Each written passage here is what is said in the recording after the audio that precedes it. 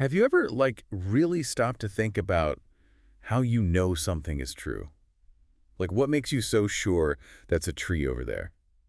Well, when you put it that way, Or that gravity is actually a thing and not just, the Earth messing with us? yeah, it's not exactly a common dinner table conversation, is it? Exactly. But it's actually a really big deal. It affects pretty much everything we do. Today, we're going deep, really deep, into this whole how do we know what we know thing. And we're doing it with a thinker who's got a really unique take, Rudolf Steiner. Now, when you hear Steiner, you might be thinking, wait, isn't he that guy with all this, spiritual teachings? And yeah, you're not wrong, but for this deep dive, we're putting those aside. We're focusing on his ideas about the nature of thinking itself. Which is more than enough to wrap your head around, trust me. It really is. See, Steiner's arguing that thinking isn't just some kind of passive reflection of the world out there. He's saying it's the key to understanding how that world actually is at the most fundamental level. Whoa. Okay, so our thoughts are somehow shaping reality. That's a big claim. Right. So he was writing at a time, this is late 19th, early 20th century, when Kant was hugely influential. Kant argued our minds impose categories like cause and effect onto reality. Steiner, while he respected Kant, felt like that wasn't the whole picture. Didn't Steiner love Goethe? Something about how Goethe approached nature really resonated with him, right? Absolutely. Goethe had this amazing ability to see how everything in nature was connected. And not just through, dissecting things in a lab, but by really observing and thinking actively with his whole being. It's like when you're really trying to understand a new concept and one thought leads to the next. Yes, and it's not just random. It's like your brain's following a path. Like there's a breadcrumb trail of ideas. Exactly. And Steiner argued that's no coincidence. He said thinking has its own inherent order, its own, you could almost say, logic, like a language with its own grammar. Okay, hold on. So it's not just that our brains are wired a certain way. It's that thoughts themselves have this kind of hidden structure. Give me an example. I need a visual. Okay, think of cause and effect, those two concepts. When you really grasp what cause means, doesn't it almost inevitably lead you to think effect? I mean, yeah, so. It's like they're inherently linked, those two thoughts, by their very content, not just because our minds habitually connect them. That's actually really interesting. Like those thoughts belong together and our minds are just recognizing that. Exactly. And that's huge for Steiner. He's saying the world, at its core, is fundamentally thought. Our minds aren't just making stuff up. They're perceiving this thought content. Hold on. So it's not that we're all inventing our own realities, because last time I checked, that chair over there is very real. No, Steiner's not saying we each make up our own universes. He's saying there's this objective thought content to the world and our individual minds. They're like instruments, all tuned to pick up on different aspects of it. So instead of each of us having our own private reality, we're all tuned into the same, I don't know, universal radio station. But maybe we're each picking up different frequencies. I like that analogy. And just like our eyes are designed to perceive light, our ears perceive sound. Steiner believed our minds are designed to perceive this thought content of the universe. Wow, okay. This is already making me question everything I thought I knew about knowing. It's a trip, right? It is. So how does this actually work in practice? How do we go from these abstract thought forms to understanding, say, something concrete like the laws of physics? That is where Steiner gets really interesting. He uses the example of, physicists studying the world. They don't just, randomly observe things. They use their thinking to create what he calls archetypal phenomena. Archetypal phenomena. Sounds very philosophical and complicated. It does, doesn't it? Think of it like this. They're simplified, idealized models of how things work. These models help reveal the underlying laws of nature. Okay, can you give me a real-world example? Yeah. I'm a simple person. Sure. Think about a ball rolling down a ramp. In the real world, there are tons of things that could affect how that ball rolls. Friction, you've got air resistance, maybe a random gust of wind. Right. The real world is messy. Exactly. But physicists, they can imagine this perfect scenario where none of that extra stuff exists. They're stripping away the messiness to get to the pure essential thought of how gravity works in this, simplified model. So they're not making stuff up. They're creating these thought experiments to understand the why behind it all. Yes. And this is really important. It highlights something Steiner saw as a limitation of just observing things. He said that simply seeing a pattern over and over. Like the sun rising every morning. Exactly. It doesn't actually tell us WHY it has to be that way. Steiner's approach is about going deeper, using our thinking to grasp the inherent necessity behind nature's workings. So it's not just about what happens, it's about understanding why it has to happen that way. Yes, like there's a deeper logic driving it all. Now you might be thinking, okay, that kind of makes sense for physics, but what about living things? That's exactly what I was thinking. You can't exactly have like an archetypal dog or an archetypal cat, right? Yeah, cats would never go for that. Uh-huh. And this brings us to another one of Steiner's big ideas. He said we can't just apply those same methods to life.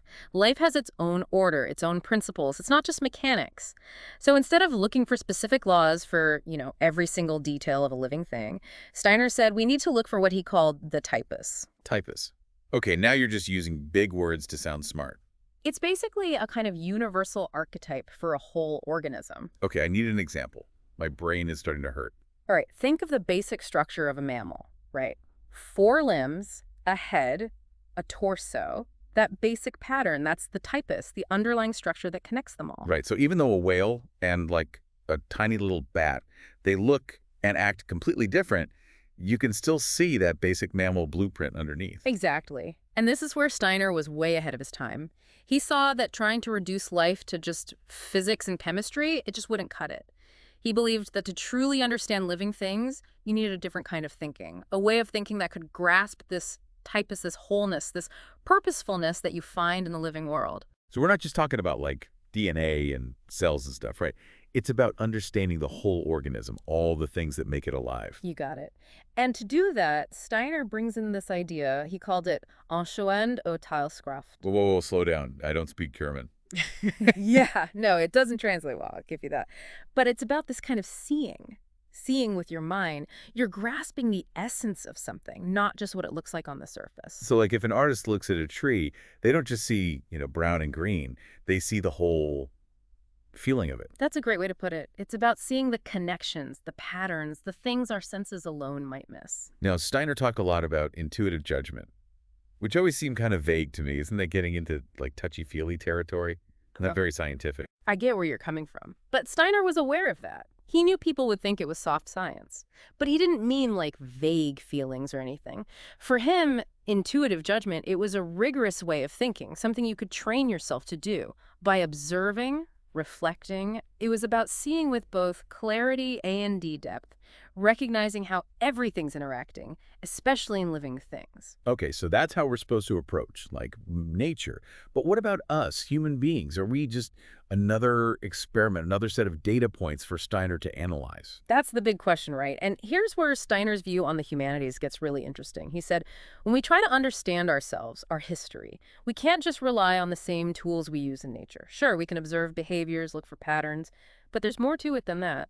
Right. We're not just robots following a program. There's something unique about being human. Exactly. Steiner believed in this spark of individuality within each of us, this capacity for free will, for creativity that sets us apart. We're not just products of our environment or our genes.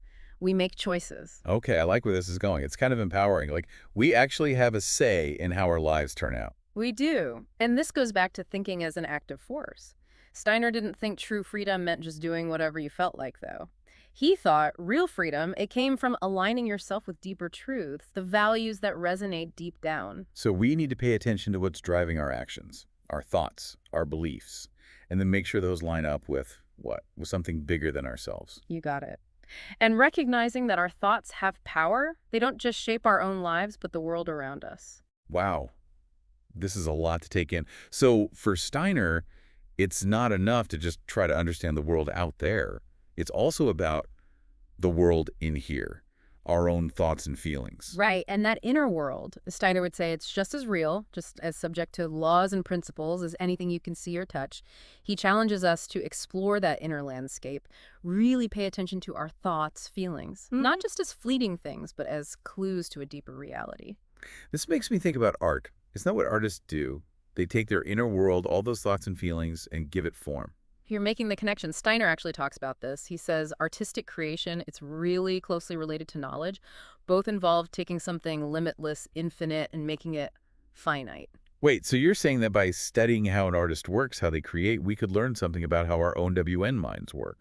Exactly. He's saying that the creative process, it's not just for artists. It's happening within each of us all the time. So it's like we're all artists, in a way, shaping our reality with our thoughts and choices.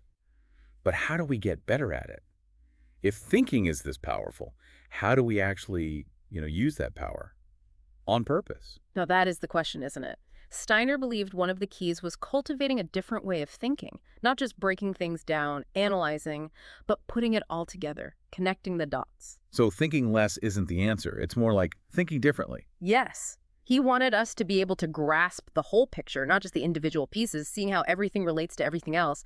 And he didn't think this was just for, geniuses. Anyone could do it with practice. By really paying attention to the world, being curious. This reminds me of how Steiner saw this deep connection between how we understand nature and how we understand ourselves. Is he saying, if we study a tree, we could actually learn something about how our minds work? That's a great question, and I think it gets to the core of what Steiner was all about. He truly believed that human beings were not separate from nature, we're part of it. The same forces are at work in both. And so by really observing nature, engaging with it, we can start to see those same patterns reflected within us. So it's like nature's a mirror, showing us who we really are. I like that. He's saying if you want to know the human spirit, look at nature. You want to understand thinking itself. Look at how nature works, how a seed becomes a plant, how a spider builds its web. This has been, wow, a lot to digest. But there's one thing that still kind of trips me up. If our thoughts are literally shaping the world, does that mean, we're all just making up our own realities as we go along? It's a common concern. But remember, we talked about how there's this universal thought content. It's not that we each have our own, separate reality bubble. Think of it more like we're each given a set of paints, and we get to create something. Okay, I can get behind that. Our individual experiences, choices, beliefs, they all influence what we paint, but it's not coming from nowhere. There's something real there. So we need to choose our colors carefully, right? Our thoughts have real consequences, not just for us, but for the world around us. Exactly. And Steiner felt that true freedom meant taking responsibility for that, for our thoughts, for our creations. It's about being conscious, thinking clearly, acting with intention, and recognizing that our individual journeys, they're all part of something much bigger. Wow. If that's not a call to action, I don't know what is. Steiner definitely challenges us to think differently about, everything. But there's something really hopeful about it, too. Absolutely. He's saying, look, you have this incredible power, this creative force within you. Don't underestimate it. Well, I think we've gone about as deep as we can go for one deep dive. I'm going to be thinking about all of this for a long time. Me too. And for anyone listening, I hope this conversation sparks your own journey of exploration. To the power and potential of your own thinking. See you next time.